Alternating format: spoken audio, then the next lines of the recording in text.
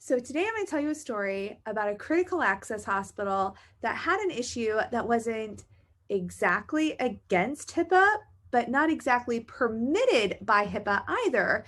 And it's going to really highlight the landmines that we navigate as compliance professionals and these slippery slopes that hospital administration can get into when we don't acknowledge the need for policies that specifically address issues that are not spelled out black and white inside of the regulations that we are required to adhere to.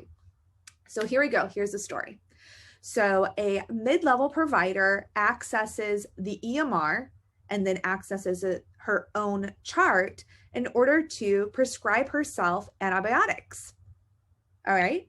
So in the state in which this hospital is, that is a permissible thing to do. You are allowed to self-prescribe medication as long as it's not a narcotic. So not breaking the law.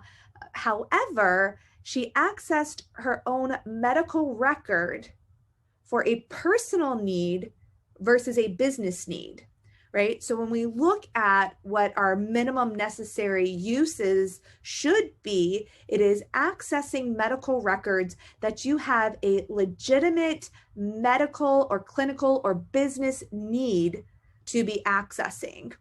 Now then, this mid-level provider could have called the pharmacy directly to prescribe medications without accessing the EMR.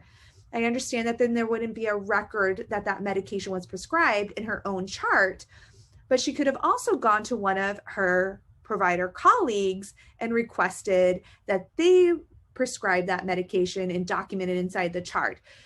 So this is kind of like where I was talking about these slippery slopes, because then what if a provider were to access a family member's record, right? Or a neighbor's record, or they access their own record just to see what was written in it, and like all these things without going through the proper channels. These are the slippery slopes that we start to get into, and why it's really, really important that our policies are more than recitations of what the regulations state, but we really think about what are all of the risks and the what ifs.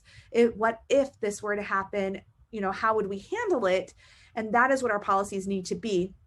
And it's very, very important that we review back and then we train everybody in the organization on what our policies are, so we don't slide down these slippery slopes and we don't get into really sticky areas. So that is our story for today. I hope that this was helpful, and I hope that you go back and review your minimum necessary policy and make sure that it addresses situations just like this. Happy hippie tracking.